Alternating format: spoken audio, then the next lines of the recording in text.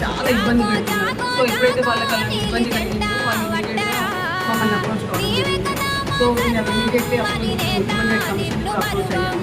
Approach అయ్యి 19th రోజున case file చేసినప్పుడు అక్కడ డిచార్జీ చైర్మన్ గారు కూడా చాలా క్లియర్ ఆర్డర్ ఇచ్చారు.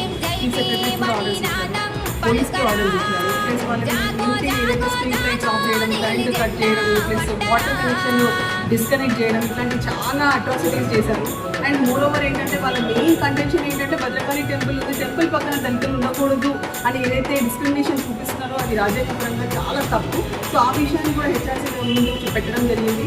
సో ఒక డీటెయిల్డ్ ఆర్డర్ 19/2/2020 పాస్ అయింది. ఇన్స్పైట్ ఆఫ్ దాట్ మళ్ళీ ఒక డ్రామా ఏంటి క్రియేట్ చేస్తున్నారంటే వీళ్ళ ఇళ్ళ ముందు కాంగ్రెస్ కార్యకర్తలని తీసుకొచ్చి వాళ్ళని నిలబెట్టి అక్కడ ఉన్న ఎంఆర్ఓ గారు concern officers they are playing one game stating that ఎవరైతే కాంగ్రెస్ కార్యకర్తలు అక్కడ రెసిడెంట్స్ అని చెప్పి వీళ్ళ ఇళ్ళ ముందు వాళ్ళని నిలబెట్టి ఫోటోలు వీడియోలు తీపించి వాళ్ళు కన్సెంట్ ఇస్తున్నారు డెమాలిషన్కి అని చెప్పి ఒక డ్రామా క్రియేట్ చేస్తున్నారు. సో ఇలాంటి గిమ్మిక్స్ అనేది అసలు కరెక్ట్ కాదు.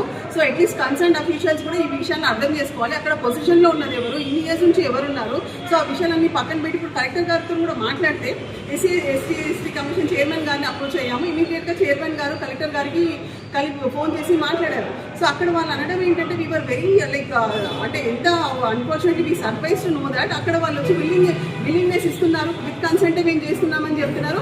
వేరే అక్కడ వాళ్ళ ముందు ఉన్నది వేరే ఫేక్ పీపుల్, ఇక్కడ బాధితులు వచ్చారు. ఇక్కడ ఎస్సీ ఎస్టీ కమిషన్ ఈ రోజు ఏదైతే మీరు చూస్తున్నారో ఈ బాధితులందరూ ఇక్కడ ఉన్నారు. ఈ 40 కుటుంబాలు సంబంధించిన పర్సన్స్ అందరూ ఇక్కడ ఉన్నారు. ఇక్కడ బాధితులు ఉంటే అక్కడ బాధితులు వచ్చారు, అక్కడ కన్సెంట్ ఇచ్చారు అని చెప్పేసి అబద్ధాలు చెప్పడం జరుగుతుంది. సో ఏదో విధంగా ఇంటెన్షనల్గా వీళ్ళ భూములన్నిటినీ వాళ్ళ ఇళ్ళని కూలగొట్టి ఆ భూమిని స్వాధీనం చేసుకోవాలని చూస్తున్నారు. అది తప్పు. Because since 1985 they have all the pattas, they have all the permissions.